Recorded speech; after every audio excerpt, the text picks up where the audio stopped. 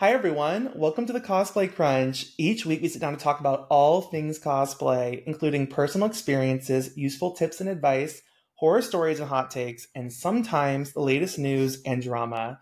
I am your host, Zavage Cosplay, and on this week of the podcast, we have such a very special guest, but not only is she a special guest, she is here in person as the first guest I've ever had with me in the same room. Welcome, Jasmine Design, aka Melanie Jasmine. Hello. Thank you for coming over. I wanted to meet the cats, honestly. That's the only reason I'm here. Right, you wanted to meet the supporting crew that's always in the background. Yeah, we're probably going to see them going back and forth over there. Yeah, I know. They will come and start. Sometimes they body slam the wall and it gets a little scary. No, I'm so excited to have you. I think that I knew when we started the very first season that you were definitely one of the people I knew I wanted to have on the show because of your very unique experiences working with some very famous voice actors and companies and things like that from a cosplayer's perspective. So we're gonna get all into it. Oh my gosh. Okay. We're gonna ask a lot of questions. We're gonna find out what the people want to know, but we're gonna start with some ease you in. Yeah, it'll be very chill. I want to know just what year did you start cosplaying and what was your first convention that you attended? Oof. Okay, so that's a long answer because I started cosplaying about 13 years ago. I was about 15 years old, and it was down in Ecuador. In Ecuador. It was down in Ecuador. So you're from Ecuador originally? I'm from Ecuador originally. I came to the U.S. about 8 years ago to get my my degree in psychology, funny enough. And yeah, I know, right? Crazy. Love. Yes. So my first cosplay, like my first official cosplay was Conan from Naruto. And a funny story is that it was at Ichiban, which is the biggest convention down there. And it is held, just so that you have an idea of how we treat the biggest one. The biggest one was at a university, like in a theater in the university. Oh. And we just pretty much took over the entire campus, and that's where the convention was. So that was like the biggest convention down there. What city was that in? This was in the capital, in Quito. Oh, okay. Yes. So the only reason I cosplayed was because I was such a Naruto nerd. I freaking loved Naruto in high school. Itachi was my crush. I love Itachi. To this day, I do. I don't care. Have you cosplayed from Naruto? I mean, besides the first one. No, have you I only did Conan. Wait, really? Yes. Oh my gosh. Yeah, I know. It's so weird. But so what happened pretty much was that the day off, I just put together a cosplay. Like, I don't do that anymore. No, I totally do that. But was my Conan costume with a party city wig and just like, I was looking a mess. But I was happy because I was Conan. It was my first time cosplaying. It was the innocent times yes! when we all looked a mess. I feel like most people's entry from back then was a mess and it was beautiful. And now there's such a high standard and expectation, I feel like, impressed upon everyone. Even if it's your first one, it's like, no, everything has to be perfect. I'm like, girl, you should have seen me back then. There's not even photos. I scrubbed everything off the internet. Oh my God. Do you have a photo personally? I don't do.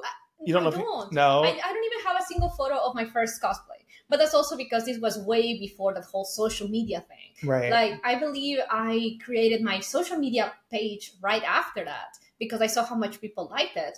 But before then, I didn't really care too much about it. I was like, yeah, I cosplay, whatever. Okay. And so I put together this freaking...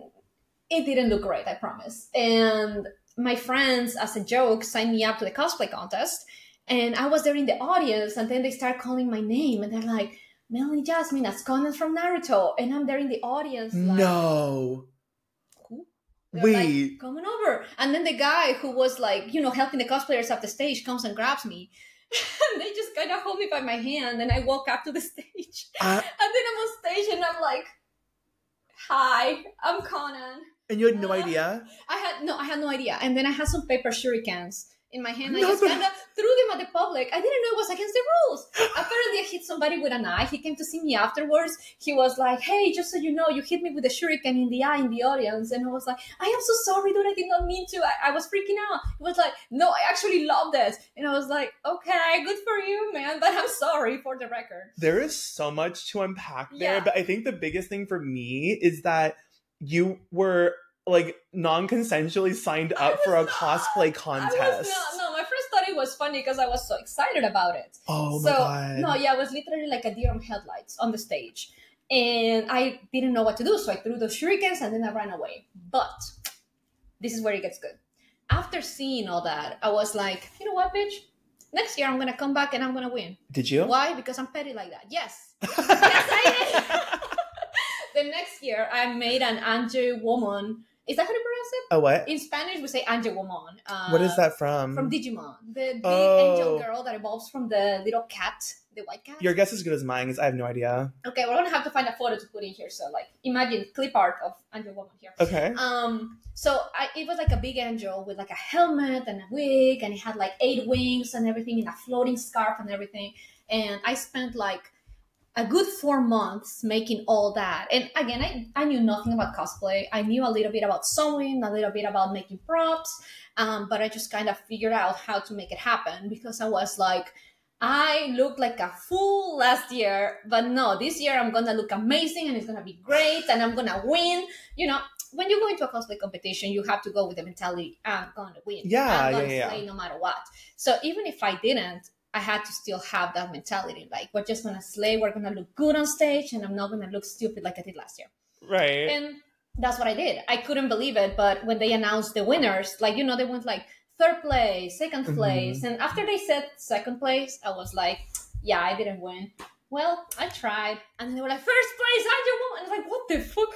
Oh, shit. Oh, I didn't think I would get this far.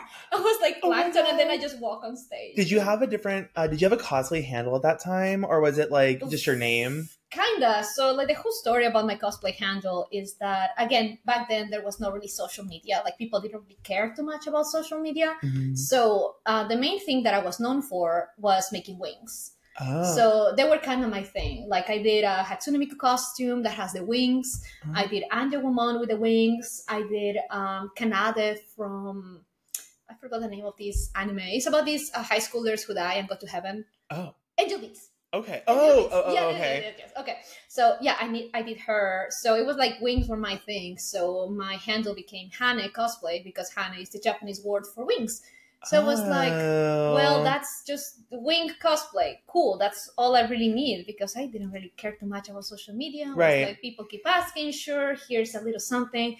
Go from that. Right. So that's what I did. That's pretty much how I ended up with that handle. I just didn't change it until years later because that was just kind of what I did. I was like, yeah, I'm going to focus on wings and stuff. And after winning that first time, I was like, this is addictive. I kind of like winning. I like trophies. So I just kind of went from there and I kept competing. So making loot from Has-Been Hotel recently was kind of a return to your roots, if you will. It really was. It felt like, yeah, this was the main thing that I was known for. So let me go ahead and just show what the difference in years make. So you can definitely see the difference in craftsmanship and how clean a piece of work is based on how much I have learned. Like the materials, the harness, everything was just, to me, such an upgrade and such a testament to myself. Yes, we learned something through these years, and this is what proper wings look like. So I was pretty happy with those wings. I'm gonna make a bigger version of them just because I'm extra. When you start that, I'll come over and I can work on my wings with you. Okay, but yeah, you should because you're gonna spend hours cutting feathers. Oh, you cannot use a laser cutter because you're gonna release chlorine gas. But that's a little fun. You say that until you're 2 hours in, and you're like, how many more? Only 200 more to go. So good luck with that. Oh my gosh. No, I mean, that's not even a problem for me because I don't have a laser cutter. But no, we should at least go and like have a little night where we can like throw on, I don't know, Spy Family. I've not caught up on that, and like cut feathers. Okay, I'm not because I'm not caught up either. Yeah. So you started in Ecuador, and then when did you move to Louisiana, right? Yes, I started in Louisiana. So I was 18. And then I was offered a scholarship for psychology up in Louisiana. And I was like, okay, yeah, this is my call. Let me go to the US because I always saw back then all of the videos from all the conventions and everything was like so crazy. These awesome costumes, awesome videography. just awesome everything. The level was so much higher because down in Ecuador, we don't have a Joann's, we don't have a Hobby Lobby or a Michael's, nothing. Where did you get craft supplies from? Oh shit, you're about to laugh at this. So it depends on the material.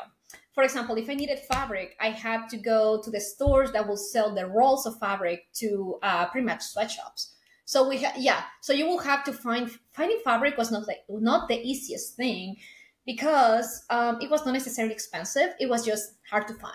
Like, for example, a good dupioni, good luck finding that. Mm-hmm. Just a good anything. All we had was basically what other companies or other sweatshops would use for mass production. Wow. So I will have to like fight for like samples, fight for my fabric, and just going fabric shopping will be an entire day because I will have to go to multiple stores just to find what I wanted. EVA foam, for instance, this is the funniest one for me. I will have to go to shoemaker stores. Oh. I don't know where they got them. For EVA foam? For EVA foam, because to me, those were the only shops that will sell a full sheet to me. Oh. We didn't have Hobby Lobby. We didn't have Michael's. So that's where I got it. And to me, I could only get 5mm, 3mm, and 10mm. Anything other than that, good luck. And it was low density. Wow. Because it was like the cheapest style that I had. So that's how I started. I had to use a whole lot of cardboard, a whole lot of hot glue. There was not a lot of beading or super glue, and I only had like a very basic sewing machine. So that's basically how I started, just working with scraps. Wow. Yes. That probably made you really resourceful, though. Oh, incredibly resourceful. To this day, anytime my friends are like, how do I do this, and that? And I'm like, bitch, you go to Amazon. Yeah, that's literally, it's like, you don't know where I'm from. Yeah, exactly. Like, you don't know what it's like to walk 2 hours up one hill to get to one specific store that sells the EVA foam that I need. Oh you my have God. not been through the struggle. So Jesus like Christ. shoemaker stores, though, those were like the best for me for like buckles and like metallic stuff, snaps, but mostly the EVA foam. So by that point, after cosplaying for a couple of years down there, I pretty much figured out what stores and who were the owners and everything. So they will just come in and they will be like, yeah, I got your stuff, here it is. Oh my goodness, that's crazy. Yeah, you have to start creating those type of relationships so that you get access to more stuff. Right. So when you got to Louisiana, that was the first time you saw all these big bulk craft stores. Yes, when I was 18 was the first time I even walked into a Joann's, in the Hobby Lobby, and the Michael's. And I was like, oh my goodness, I can finally make stuff, because everything was there. There was no more walking around for hours on end and taking the bus to shady stores. And it was beautiful. So I was finally able to craft. And I was in a small town in Louisiana. So even the Joann's over there was small. So like over here in Dallas, if you go to one of the big Joann's, that's way bigger than what I had in Louisiana. So in Louisiana, I mean, I never went to any anime convention or Comic Cons in Louisiana. I know that one of the bigger ones was MechaCon? Yes, MechaCon, but then that ended. Did you go to any conventions in Louisiana, or would you drive to other states, or both? Both. So I was doing a lot of local conventions because I figured, oh my goodness, the easiest way for me to make friends is to just be on my element. Like, I know cosplay, I know anime, I know nerds. Let's go make friends at the conventions. So yes, I did go to MechaCon. I went to Louisiana Comic Con a whole lot. After cosplaying for a few years in Louisiana, Louisiana Comic Con started booking me as a guest. So Louisiana Comic Con was the first convention where I attended officially as a guest in the US. Oh my gosh. I know, and that to me was like, oh my gosh, I did it. They think I'm good enough to be a guest. Yes. You're like, I made it. Look at me, Mom. That's so awesome. Oh my gosh. Yeah. What do you remember what year that was, your first time guesting? I'm gonna say it was probably like 2019. I'm gonna say either 2018 or 2019, because I was just kind of going to the convention and going to the cosplay contest too, to make sure that they kind of knew me, like, to show off your stuff. If you want to show off your stuff, if you want to get a little bit known better in the community, you enter the cosplay contest, because that's usually where you get to show everybody what your work looks like. So after that, yes, I started working with Louisiana Comic Con as a guest. I attended MechaCon and then a few other smaller conventions in there. And then I started traveling here to Dallas, Texas. And after I started traveling to Texas, I started traveling across the US, because it was pretty much like, okay, I get it. This is what I gotta do now. Let me just cosplay a little bit and I'll just bring my stuff and come over. And back then I even have a Patreon. And with my Patreon, I was able to pay for my costumes. Oh, and that's it was awesome. like a craftsmanship Patreon. Like, I know back then everybody was doing the sexy stuff. You had to like clarify, like it wasn't an OF. It was. Sorry, it was not an OnlyFans. I'm sorry to disappoint anybody, but I ain't got it. Like doing OnlyFans takes a lot of effort. Takes a lot. It's actually like a whole business model. And to me, all I had was my craftsmanship. Mm-hmm. So that's what I was using in order to buy all of my materials. I was just using the Patreon money to buy all my materials and to justify the trips out of state. It was very expensive. Right. No, it is. How did you end up moving to Dallas though? Like, how did that like move happen? Like, what made you come to Dallas, and when did you move here? When did I move here? I have to look down my calendar or something. So I remember what happened was I decided on Dallas because by then I had already made a whole lot of friends here in Dallas. So it would just make sense for me to move over here. And I didn't stay in Louisiana because even though I had my friends and the people are wonderful and I freaking love the food down there. Cajun food is the best thing ever. Yeah. Yes.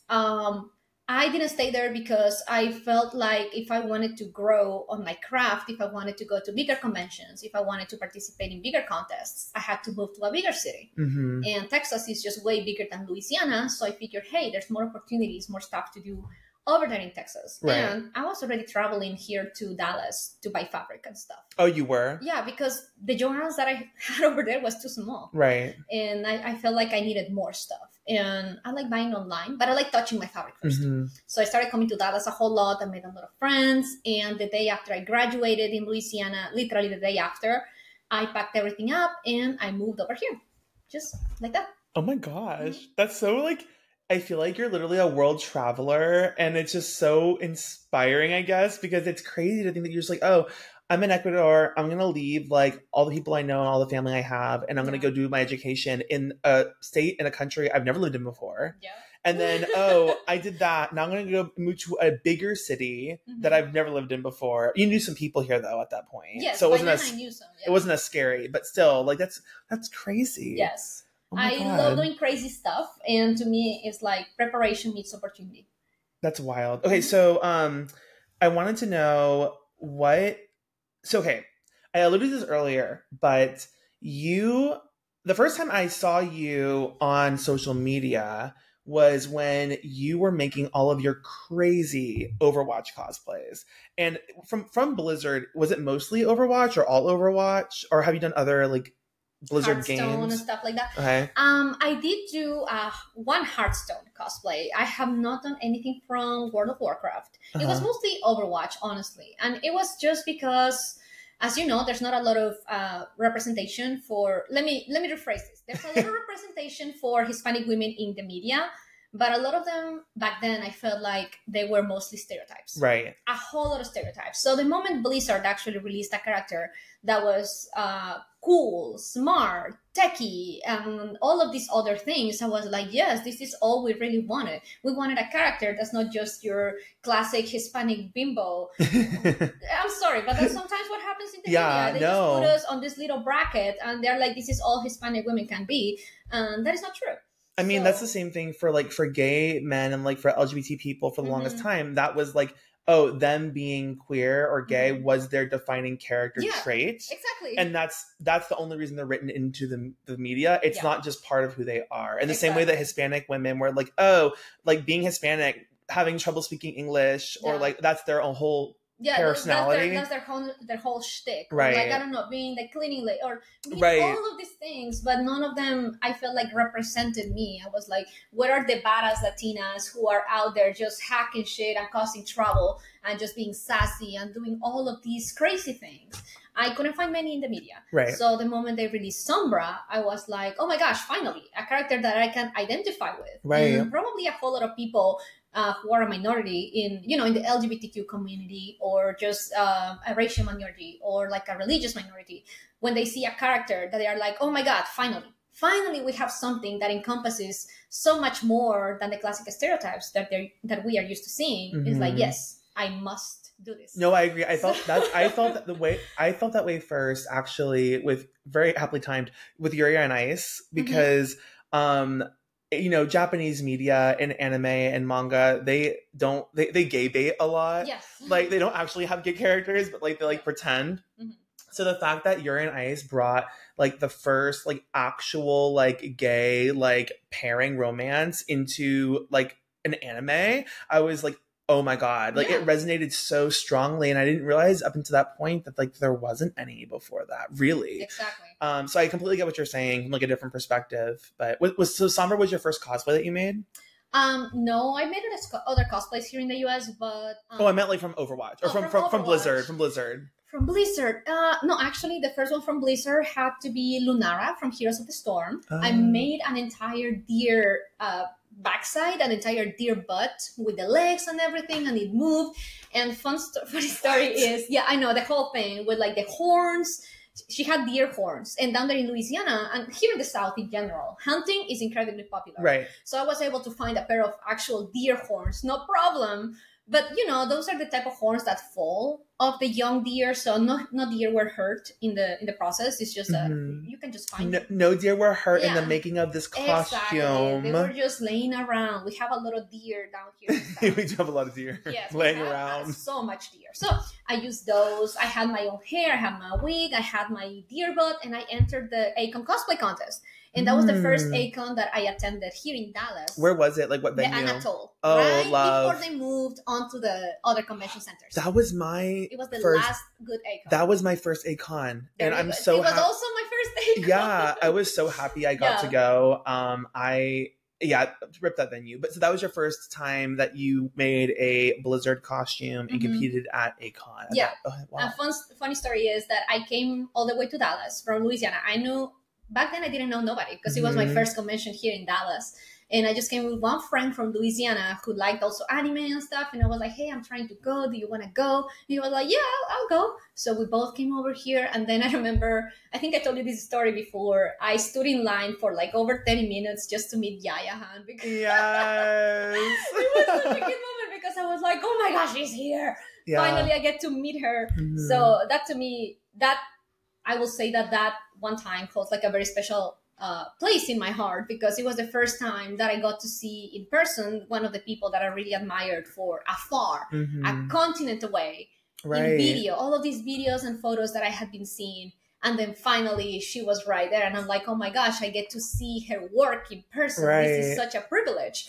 So I was more than happy to stand in line. I remember I even bought a print and I still have it. It's hanging on my wall. Oh my god, it's so cute. I love it. I love it. I keep that. And like at Hallmat, she's the sweetest. I have her calendar too that I got at Hallmat last year. So the first print that I got and the last calendar that I got from her, they're hanging on my wall next to each other. Yeah, I'm delinquent in my Yaya Han calendar. I need to like put it right up there behind my mannequin. I mean, I say I was one of the first people to buy that novel, but I need to get one. Oops. My bad. I know I'm like a bad friend. So that was your first Overwatch cosplay, but then you cosplayed as Sombra because of like the relation to the character as being more than just a stereotype. Yes. And you've made a lot of Sombra skins. How many do you know? I don't know how many, but I know every single skin that is not a recolor, I did it. Wait. Yes, before Overwatch 2. Okay, so before Overwatch 2 came out, you had cosplayed every Sombra unique skin that was not a recolor. Correct. Every single one? Yes. All of them. Except for the face-changing one that they released like a few years later for the Chinese New Year. The one that she was... Yes. But that's just because I was not really a fan of the design. I feel like for some reason that year and the years after, they just kind of got lazy with it. So, I was not in love with the design. They focused on new characters instead. They really did, and I get it. I get the hustle. I get that's where the money comes from. But give my girl better skins. After that, I didn't really cosplay a whole lot of new skins because just they don't really call to me. And that's something else to me. Like it's one thing to do a character because it's trending and it's cool, and I'm like, yeah, that's awesome. But I want the character to kind of speak to me in a different way rather than just the character design. I agree. And I think also with that too, when you actually like the character's story and you like the media it's from, it makes you so much more motivated to finish the costume. It really does. Because I know so many countless like costumes that either I have made or my friends have made or started and not finished, where they have been like, oh, I really like the design. It'd be so nice for like for photos, but they don't have a connection to the character and they don't know the media, and like that's fine, cosplay from that if you want to, but in the reality is I know that many people do not like see it through to the end because they burn out and they're not invested. Right. Yeah, that's what happened to me to a couple of characters, and I just finally this year had like, I would say, the balls to throw them away because I was like, yeah, I'm not gonna finish this. Let me just make some space on my closet so that I can bring in new characters. Yeah. So I totally get that, and it was really just because I didn't feel that connection as I did with the other characters that I did finish. I feel the same way. And like a quick example, like I really like the BioShock series. I really loved BioShock and BioShock Infinite, but there aren't a lot of. I did a Splicer, which is just NPC, like crazy person, which is really low energy. I've thrifted most of it, but I wanted to make Booker DeWitt from BioShock Infinite, and as I really love BioShock Infinite, and I bought all the materials, but he doesn't really have much of a personality. He's just, you're just kind of playing as him, and the other characters are the ones that have the personality. So I bought all the materials and I never made it. And I think I still have, I used to keep it all in a Joanne's bag, and then eventually I gave up and I was like, we're using this for other projects. So I used the pleather for something else. I used the denim for something else. And I just, That's exactly what I do. I also have my little boxes, just like you. I have like, this is for this character. And then after I'm like, yeah, this is not going to happen. I just distribute away the box for other stuff. And I'm like, at least I didn't lose my mind. No, literally. At least you used it for something else. Is Sombra your main? Was she your main when you played Overwatch? She was never my main. No. Let's be honest. Who did you play? I was a Farah main. A Farah main? And after when Orisa came out, I was an Orisa main. Oh, yeah. I went very hard in Farah. Like, oh, really? I had all the skins. I had everything. And I never made a costume of Farah because she's such a mech. Yeah. She's a mech, and I'm not like a huge armor type of person. I prefer sewing because armor, it just gets very dirty. You have to plastic it, you have to sand, you have to Dremel. And the storage. And transportation. Space, all that. That's a big thing for me because I started making armor and I was like not good at sewing. I did not know how to sew very well. But then I realized these full armor costumes, like getting them to conventions, flying with them to conventions, and then even storing them at home, it's a mess. And I'm like, the Texas heat, if you don't have an AC controlled storage, they could just get ruined. Right. And so I pivoted to doing things kind of like what you do for a lot of your projects, where you do sewing mixed media with some armor. And I think for me, that's the most fun because I'm not just sewing. Some projects, if it's only sewn, that's fine. But like, I think that the most fun projects for me are the ones that involve both sewing and armor and maybe some other types of FX things, because then you stay engaged and you have different things to work on. That's exactly how I feel. I would rather do something that's sewing heavy, but with some armor and I don't know, some resin printing, some resin casting, and it's all good. I'll be in my element. But if you ask me to make like a full mech, I'll be like, no, I don't see myself finishing that because it's just too much. Yeah. Were you good at Overwatch? Actually, I kind of was. Oh, you were? With Farah, I was actually pretty good. I'm horrible. And then I became a DPS Moira, which a lot of people will hate. No, but I was actually pretty good. I was the one getting the gold medals on DPSing because my team was useless. Oh my god, same. No, wait, so Moira is the only character that I can actually play halfway decently. Fun. Like, she's hilarious. Like, the sucking power is unmatched. And I'm like, okay, I'm here for it. So I want to talk about, you have made and dressed a lot of the actual voice actors from Overwatch into their characters. Like, I know you've done Symmetra, you've done Sombra as well. How did those connections form and how did that even happen? So I remember as soon as they announced Sombra, I went to see the panel because at Blizzard, they had like those panels with the voice actors and everything. At BlizzCon? At BlizzCon, yes, sorry.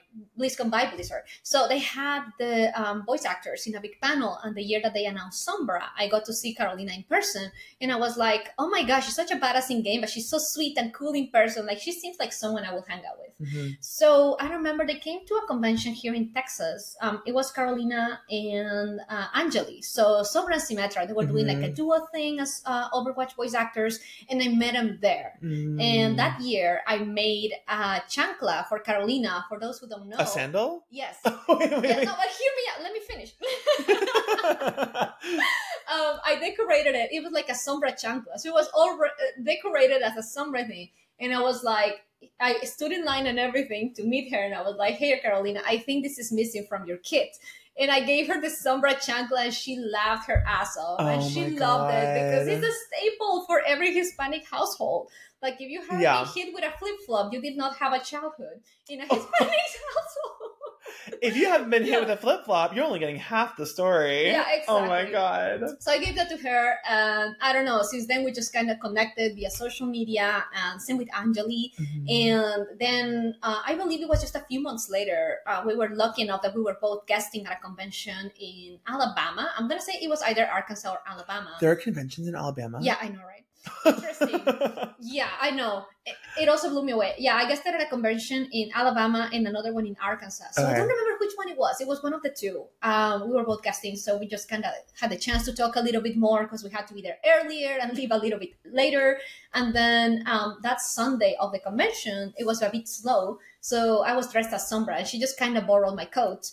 And she was like, oh yeah, the costume looks so cool. I wish I would look that cool. And I was like, well, you could. Here, just grab my coat. So she just grabbed and borrowed my coat for the day. And got to like wear it around. Yeah, she got to wear it around. And she was wearing black, so it just kind of matched because I was doing a golden Sombra skin. Y'all must have been about the same size then. We really are. Yeah. Oh, Caroline and I were literally, she's a little bit skinnier than I am. Okay. Yeah, but she's got a bit more hips. Okay. So other than that, she was good. Like for the coat, she was good to go.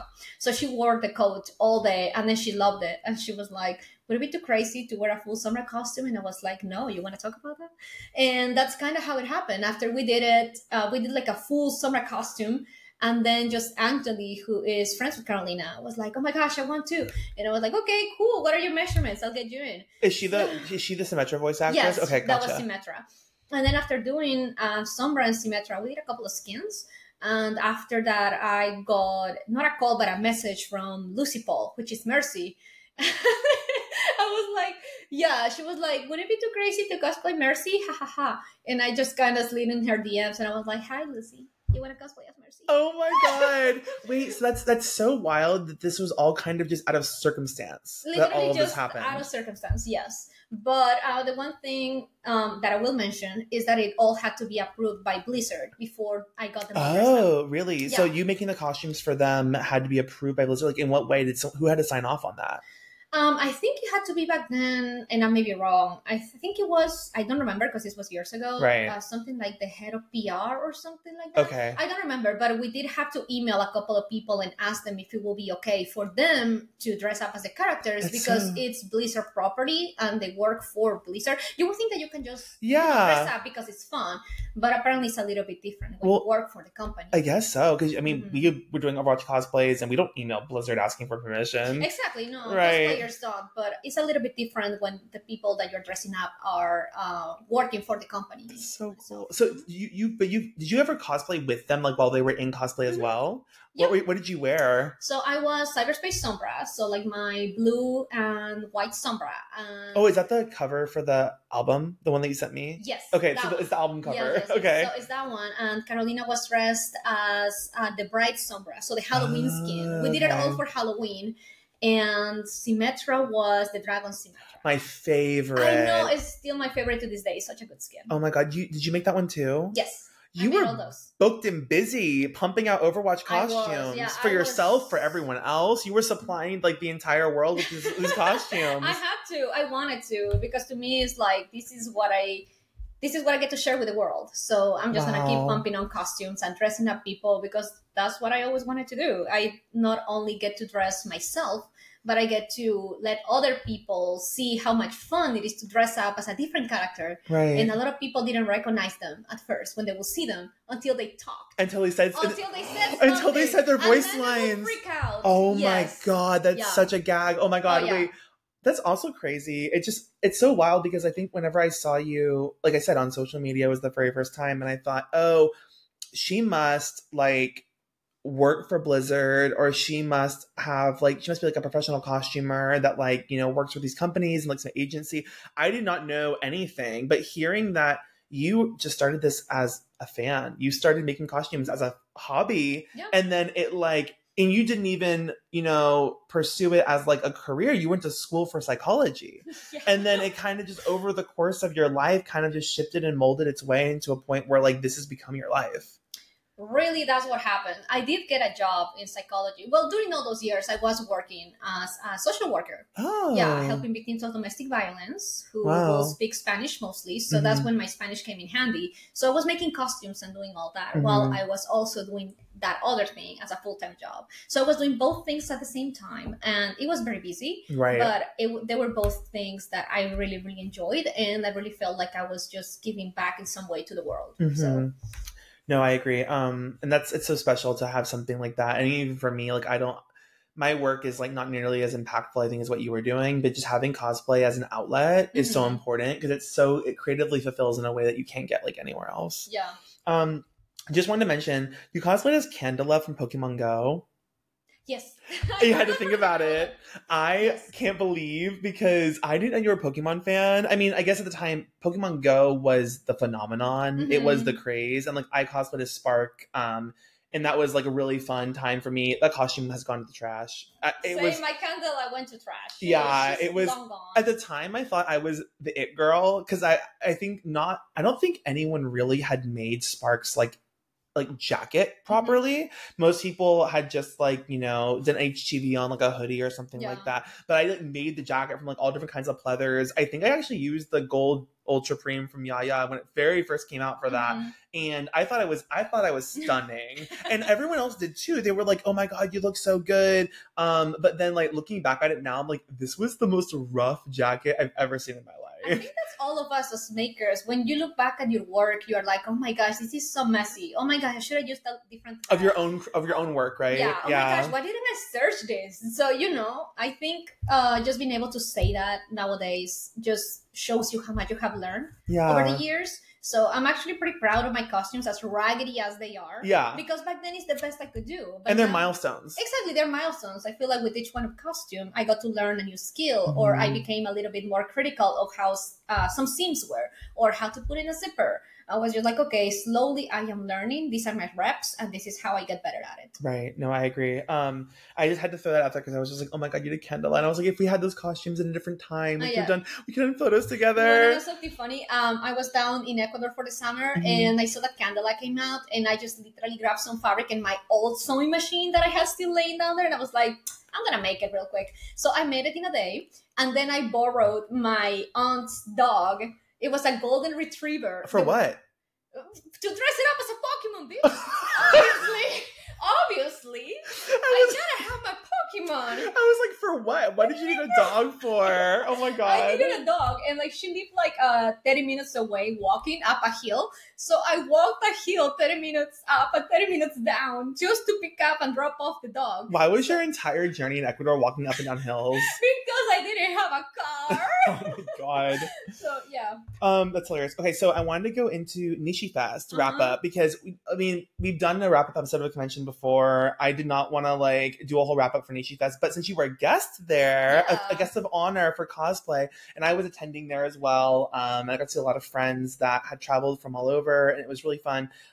Just like, what was your Nishi Fest experience like as a guest? Like, what was the convention like for you? I had a lot of fun. So last year I couldn't go because I was out of state doing another convention. I don't remember what it was. I got to so many conventions. I'm like, I have to look at my calendar. But this year I was here, and I was so happy because I wanted to support not only the cosplay community, but also my friends who were organizing it. Right. So to me, it was like a huge, yes, I get to be in town. I want to be part of it. Let's do it.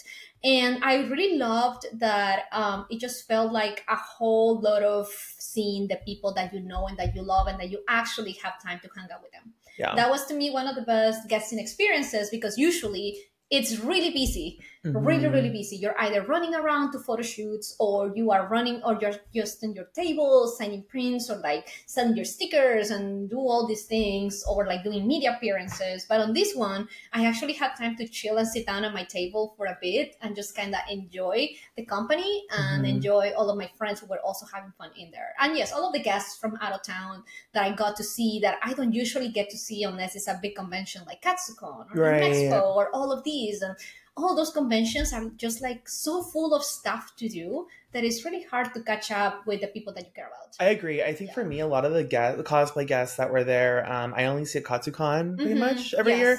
And that's like the only time I get to see some of my friends that live in like all over the place, like Denver and the Midwest and Georgia and all. But then like it was really nice because I mean, okay, so I will say it was very like low key also because like it was storming on Saturday. So that like I think a lot of the people like did not show out because it was so like bad weather, and people when I was driving there were like 5 wrecks on the way there because people in Dallas don't know how to drive. It's not only that, the rain was like so bad. Some people were just kind of like flying through the highway. It was just so bad. But I will say that like it did make for a really chill day, although our photo shoot that we did in the rain was crazy because we had multiple friends with umbrellas covering like the camera while we were in the rain getting rained on and like going under shelter. It was crazy. I am so shocked. I saw like some of the photos that we were able to get in the pouring rain, which is mind-blowing to me, but like it was definitely like I feel like the circumstances of getting there was like a lot, but I think that once we were there and we were in the safety of like the convention center, it was really nice. What was like your highlight, I guess, for the convention that you had? I had so many. Can I have one highlight for Saturday and another one for you can Sunday? pick 2. You're allowed to pick 2 this time, but only this time. My highlight for Saturday will have to be I don't know, there's so many. I will say just seeing all my friends from out of state. I will say in general that will be my highlight for the con. And then on Sunday, my highlight was just being able to chill and rest at my booth, because that's such a rare occurrence at conventions. Usually when you're in a booth, it's just go, go, go, go, go. And this was the first time in a long time that I actually got to take my time talking to people, and some others came with questions like, hey, how do you do this? How do you do that? Or like, I have follow-up questions from your panel, blah, blah, blah. I finally got to get the chance to give them the proper time and attention that I think they deserve. So I think those are my highlights. I think my Nishi Fest experience was overall really positive. The only thing that's crazy that happened to me, I don't know if I told you this, but when I was standing in the artist alley / dealer's room, because it was kind of mine.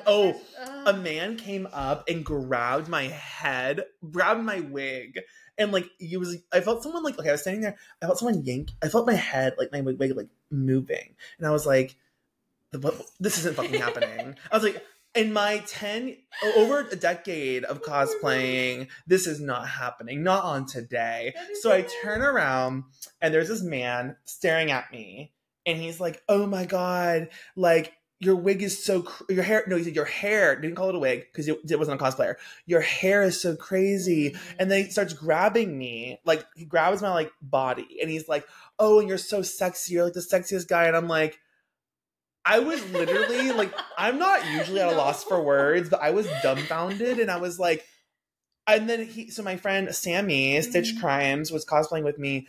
He literally he turns to her. I literally step in front of her, and I'm like a body block, and I'm like, we're good. No. We're good.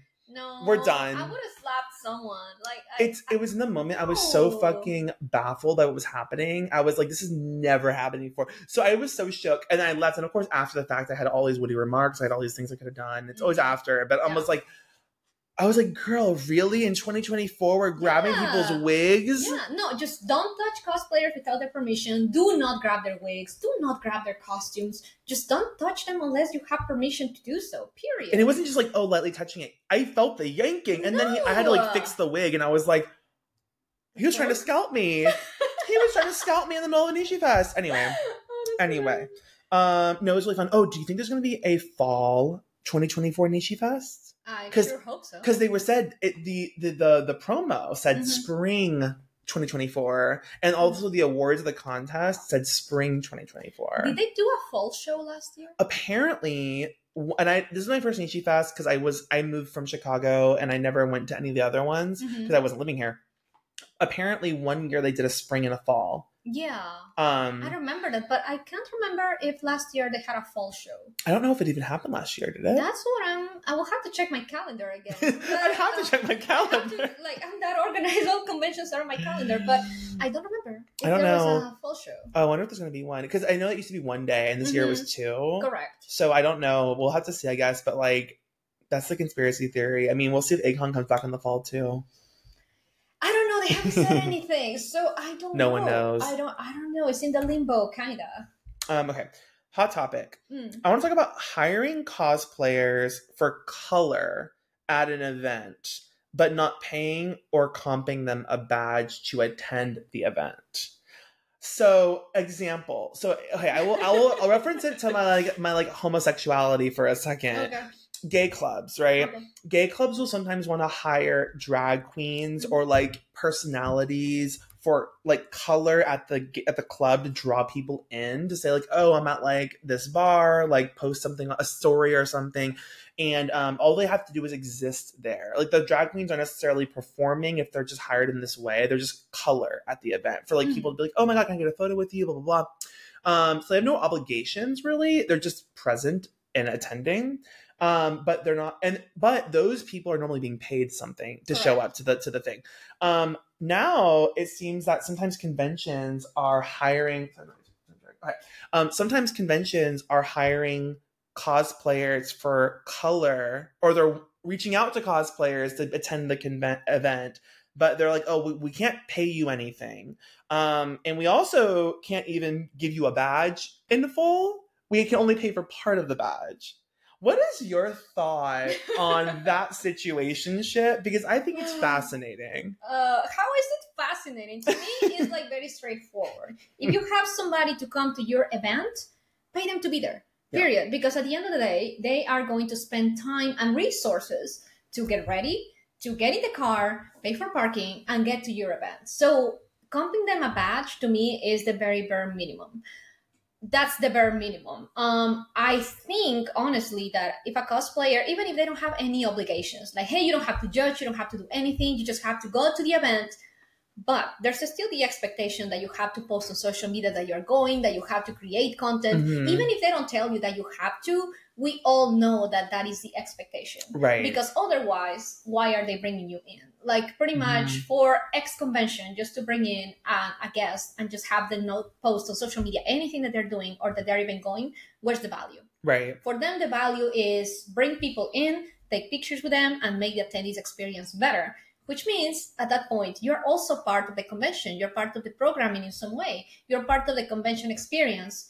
And therefore, I think they should be compensated. Here's something that I thought of. So, like, I think that in premise, a convention inviting a cosplayer and just saying, hey, we noticed your social media work is really excellent. Or not social media work, oh my god. Your cosplay work and your posting on social media demonstrates that work. We think you're really cool. We think that you could add a lot of value to our convention just by having you there and being able to bring your art and show it to the convention. Here's a free badge. If you want to come. That, no strings attached, right? Like, if that's literally it, and it's, here's a free badge code, redeem this code online and get your badge, sure, no tea, in my opinion. I'm like, if someone, throwing out a name, I don't know, San Japan said, hey, here's a badge, come, and just, you know, you do you don't have to post anything, you don't have to attend anything, you don't have to like anything, like, here you go, cool. If they say, okay, here's a free badge, can you just post one thing on Facebook saying, or not Facebook, oh my god, fuzzy brain with my fun drink. Instagram, TikTok, whatever. Just post it somewhere. Right, post it somewhere. Say, hey, you're coming.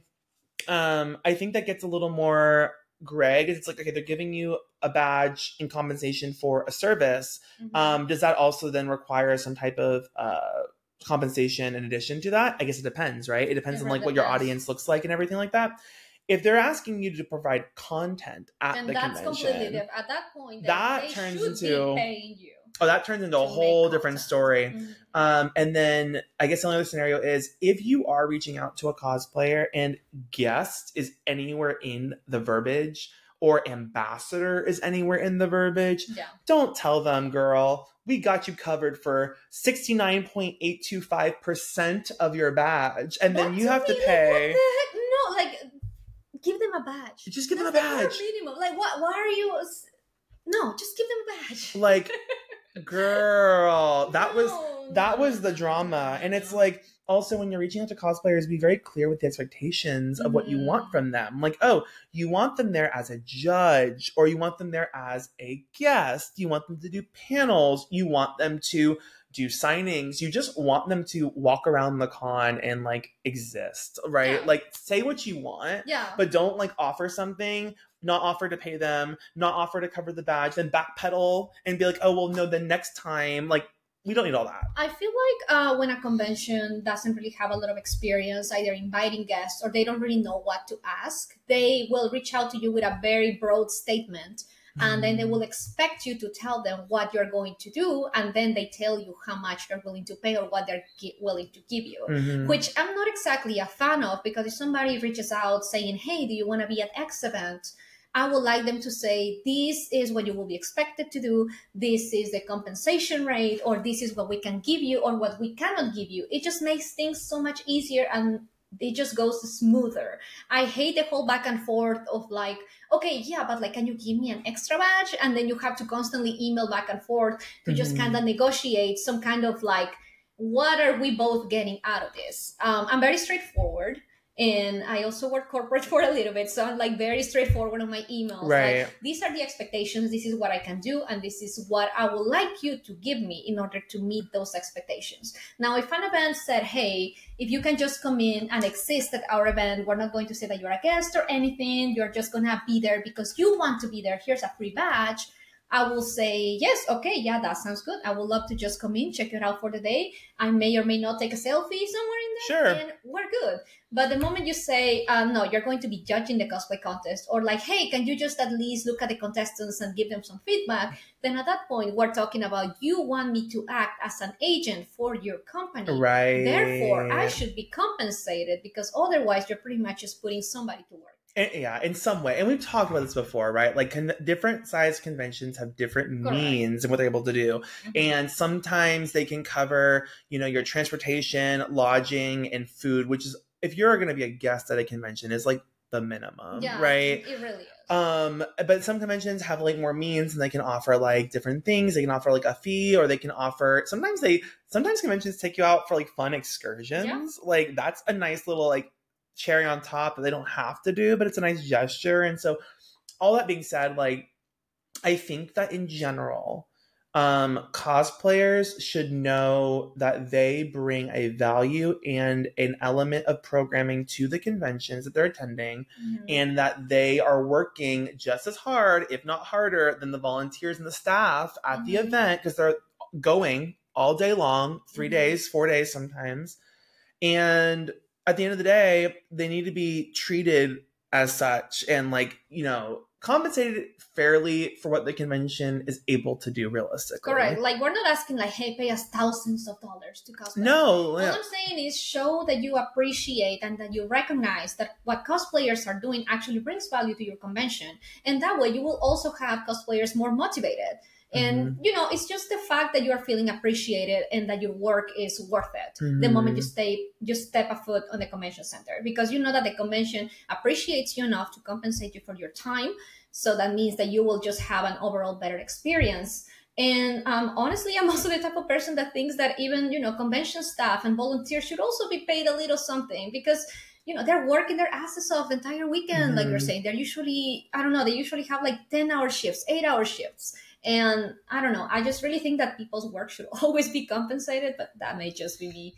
Yeah, well, I think also it depends on like this also is a big factor too. And this is the T. It depends on what you're coming from, like where you're coming from. So like for me, right, I have a full-time job. That's my income. I don't have a reliance on cosplay for an income in any way, shape, or form. If I'm invited as a guest, getting a fee is nice because it helps to cover some of the costs I'm spending to go. Correct. But at the end of the day, my mindset inherently will be a little different than someone who does cosplay or convention sphere as their source of income. Yeah. And like, that also is a big factor too, because I mean, at the end of the day, you got to pay your bills, you got to eat, you got to live. And like, if that is your income source, the way you approach conventions and the way that you attend conventions and accept these positions for guests is going to be different. Right. Correct. Right. Yeah. There's been conventions that I have attended just because I love the convention, and I've done it for free before because they are like non-profits. And that's totally fine. I'm not going to ask a non-profit to give me money. I just love the convention and I do it. No, yeah, I'm exactly. kidding. It's like, I'll do it. If it's my friend's convention, hell yeah, I'm going to be there to support you. But if, like a big corporate convention approaches me out of the blue and they say, hey, we're just going to cover 69.9% of your badge. And I'm like, girl, I wasn't even planning to go. What do you mean? Like, what? But we'll also give you a code for your audience to use. So that makes it better, right? Make it make sense. Like... No, I mean, I agree all that. It's just crazy that we have to keep having this conversation because I feel like we've had this conversation before. And over the years. Since I got here, it doesn't stop. Ongoing. No, it does not stop. And it's not just the baby conventions that are new. It's sometimes the big corporate conventions that have been around. It's like this does not discriminate. It's present everywhere. Like big conventions. Small conventions, I understand. Like maybe you don't know better. Maybe. I don't know. But big conventions that have been running for years, the moment they are like, oh yeah, we just want to give cosplayers a badge, but post content, I'm like, come on, you know better. Yeah, no, I agree. We're gonna go to our guest question. Okay. It's really fun that now, and I printed this one out for you. It's very special. It's a whole other sheet of paper. No, it's a whole other sheet of paper. It was not mailed in because I did not give up my home address, and I don't have a PO box because I'm not getting fan mail, unlike some of my friends.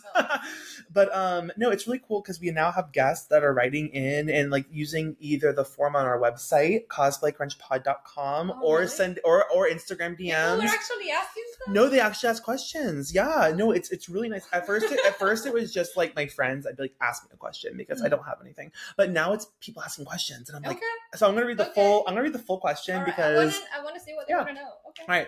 Hi. I've been listening to your podcast almost nonstop since I found it, and I'm super stoked to find a cosplay-oriented podcast as it inspires me while I sew. That was the whole goal. I think that honestly, driving to work, sewing, or like hand beating or something, like doing mundane things, listening to this, that's the whole point. I'm not new to the cosplay community, nor am I new to sewing, but I have never entered a craftsmanship competition. My question for your next guest is, what quality should I aim for in my construction that would level up my cosplays? What are some common mistakes in craftsman construction, and how can they be avoided? Any tips for posing on stage? And then it says, I cannot wait to hear from you. I'll listen to your next episode. I aspire to one day work my way up the ranks of the cosplay world and eventually guest at conventions and be known for craftsmanship. You all give me the insight and inspiration to be better. It's so refreshing getting to hear that you all started small too. Thank you for being you. Oh, that is so cute. It's so sweet. Okay, so just going back, basically, what are some tips for construction for competition? What are some common mistakes that people make, and then how can they be avoided? And then posing tips for So we're talking about prejudging. This is the T. The devil is in the details. People will literally score higher than others based on the tiniest details, and it all comes down to how much attention do you pay to the construction and who the character is as a whole. For instance, I personally like checking for, did they serge something? Mm-hmm. Did they add lining? Did they top stitch it? What type of top stitching technique did they use? What, for example, if they do embroidery, what type of embroidery did they do? Because it's such a broad technique. There are different things that you can do based on what level you are. Did they do hand beading, like you mentioned before? I will say zippers. Zippers is a big one. Like if you're putting on an invisible zipper, if you are on a master's level, I should not be able to see the zipper. Zipper teeth while it's like in there, yeah. Yeah, like if it's an invisible zipper, make it an invisible zipper. I pay a lot of attention to tension, what type of thread they used, and how the character works as a whole with a combination of different types of fabrics. For example, the best example that I can give is if you're making a full black bodysuit, but it has a lot of elements, black is a hard color to see. Then add texture. Texture is the best way to make things pop. The moment you are combining an ultra print with a matte spandex, and maybe, I don't know, you have some shiny vinyl, it's all black, but at the end of the day, it all comes together in a cohesive way. That is important. It has to be very cohesive, right? But it also has to pop. I have to be able to see that there's some thought behind the whole design and how things come together as a whole, with the props, with the costume on itself, and all that. So that's some of the tips that I will give, I don't know, everybody. Just if you're trying to do something, do it well. Don't half-ass one thing, full-ass one thing. That's what I will say. I would rather have a smaller costume perfectly executed rather than a giant mech, but you can see the seams everywhere and the paint is cracking and it just doesn't look good. Make something with value in a lot of stuff, but make it well. Like, I don't know. Does that make sense? Like, no, it does, because ultimately you want to be demonstrating clean work for a costume contest. And at the end of the day, demonstrating fewer techniques that are executed well is better than demonstrating a lot of techniques that are not executed as well. Correct. And also, because you're in an environment where these judges are experienced and they are familiar with craftsmanship, they're going to be checking the details, like you said, of everything you've done. Yeah. It's going to be different than necessarily the most flashy Instagrammable thing, because that is maybe what's going to get the audience yelling and screaming at their smoke and like lights coming out of your costume. But to your point, if it's made and it's like, you know, the seams are splitting apart and it's not like finished properly, then the, you know, maybe simple school uniform is going to win. Perfectly executed and handmade, and there was a lot of thought put into it. Then to me, that just shows me that the person who made it has more knowledge about these rather than the bigger costume that is falling apart. So I would say, like, as you're a beginner and you're entering into competing, consider that bigger is not always better, and that solid techniques and solid construction and cleanliness is going to be overall better for your competition odds than doing something that's just big and like, you know, flashy, I'll say. Take the extra time to learn techniques properly. And I'm guilty of not doing that at the beginning. Everyone is. I was sewing everything with the same foot and the same needle, and I was like, it hasn't broken. I was using hot glue and contact cement to sew. I didn't use thread. That's a crime. Oh, yeah. So... I mean, so then also common mistakes. Do you see any, I mean, off the top of your head, any common mistakes that people make when they're competing? Yes. Oh, I thought of one. Okay, we go first. Okay, I'll go the first one in prejudging. Do not tell the judges what you did wrong, because you don't want them to see that. When you're in prejudging, you want the judges to know what you're the most proud of, what they should be looking at. But the moment you tell the judges, I ran out of time, so I just hot glued all the buttons, that's what we're going to look at. Okay, don't do that. Tell us what you are proud of. Tell us what was perfectly executed. Tell us what you're the most excited for. Just tell us about that. What are you proud of? Don't tell us what you think was a horrific fail. It makes for a fun story, but you only get like 2-3 minutes with the judges. Just let them know what was the best part of making the costume. I agree. And so mine will be test your attachments for your costume before you wear it for a full day convention and before you compete. There's a lot of different ways you can fasten things to your costume, whether it's, you know, zippers, snaps, Velcro, clips, magnets. There's so many options for how you can attach things, but not all of those work for every application. And it's important to be able to test what you're wearing before you go into a judging room, because attachments and secure costumes on your body is important. And if you're standing in front of judges and things are breaking off of you while you're standing there, that's no good. No matter what, that's going to leave an impression that, oh, their costume was really nice, but their armor fell off their shoulder in the middle of talking to us. Yeah, that's not a good look. So how does that speak to the overall rest of the costume? Maybe that the judges didn't get a chance to see if that breaks off, and things happen, right? Yeah, things always happen. And, you know, something falling off your costume and prejudging is not the end of the world. Things falling off your body on stage, also not the end of the world, because things happen. But just in general, take that into consideration, because if you can be the person that doesn't have your costume fall apart, that's going to probably be better than having pieces, like leaving a breadcrumb trail throughout the convention. I have done that. Ask Megan, me, and my feather boa. Did she tell you about that? No, what? She was still picking feather boas from her house way after the Halloween. Oh my god, was it chicken feathers? No, it was like a cheap boa that I got off Amazon. Oh my god, not ostrich. No, not ostrich. $8. Posing tips. So on the walk-on performance, and we're not going to talk about skits because that's its own That's thing. a whole other But thing. for the walk-on performance, like, what is your advice if they're doing a walk-on, as in they're not doing a skit, they have 30 seconds on stage? What is your advice? My advice is usually when you're on stage, they give you 3 points where you can pose, right? When you're walking on stage, there's usually like this big runway, and they will tell you strike a pose here, then one in the front, and then one before you leave, right? And if they don't tell you, you should already be doing that. Why? Because that's when you're on stage, it's the only opportunity that you have to show the judges and the audience that you are the character. What does the character look on stage? What does the character do? To show off a prop to the audience that maybe you won't have the time or the chance to show off again. So I love walking in with already 3 or 4 poses in my mind. And when I practice, because there's usually a practice run before the competition. Yeah, sometimes there are, Yeah, sometimes they will allow you to do a practice run before the competition. So you will walk in there and just kind of figure out on your mind, okay, this is where I'm striking my first pose, this is the second, and this is the third one. And I always try to do kind of like a triangle. The first one will give the audience the first, wow, that's the character.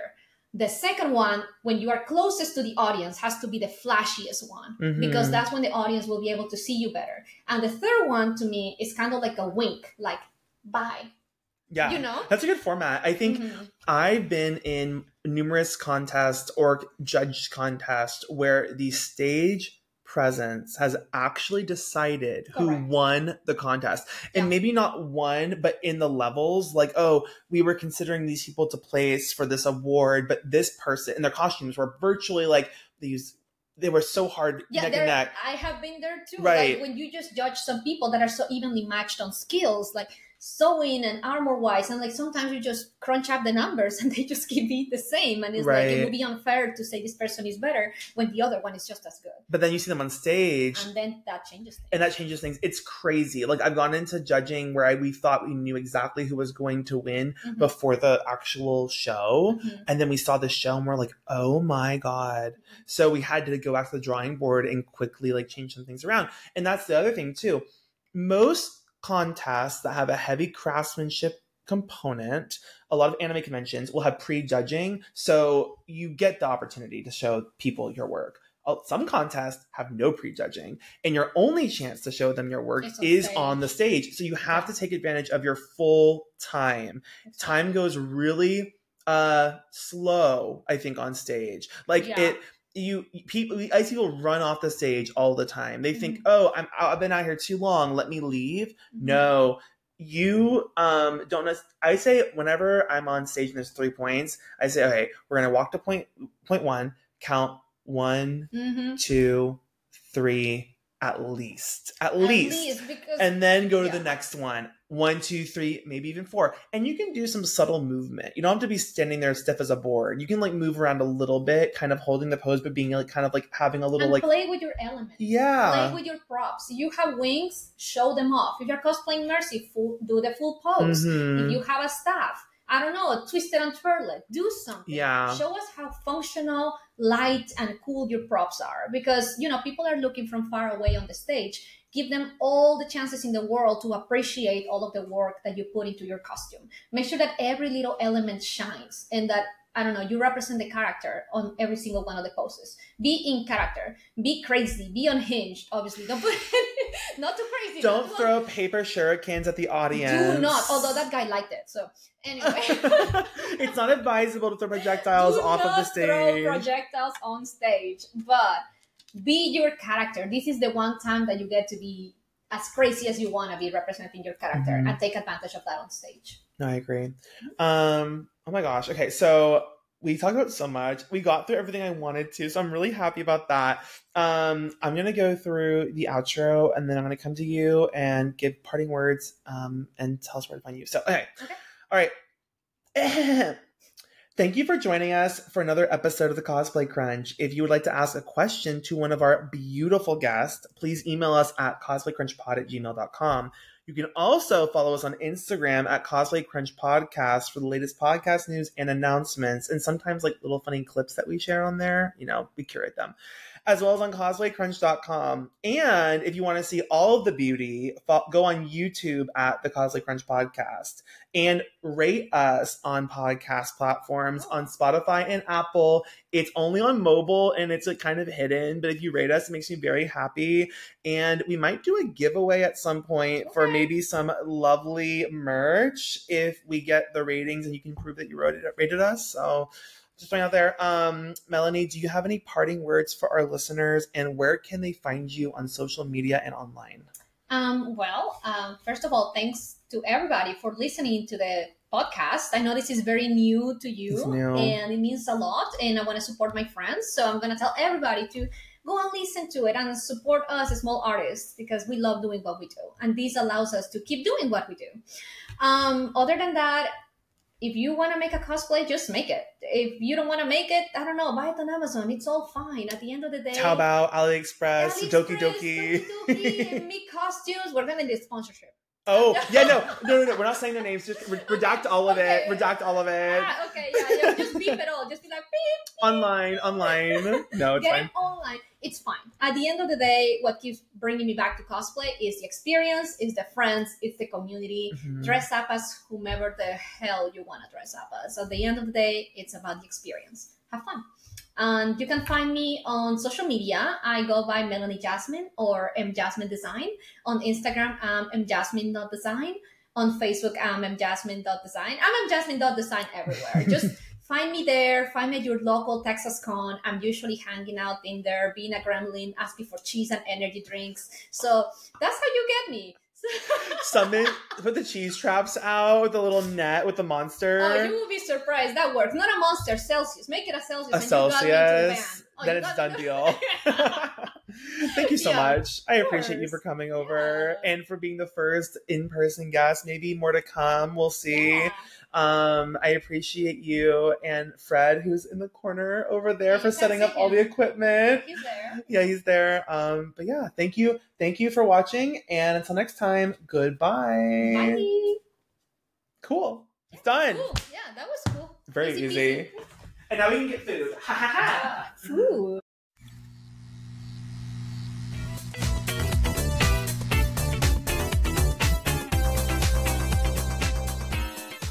The Cosplay Crunch podcast is hosted by Zavage Cosplay, with post-production also by Zavage Cosplay. Original theme music by Katie Fairbanks.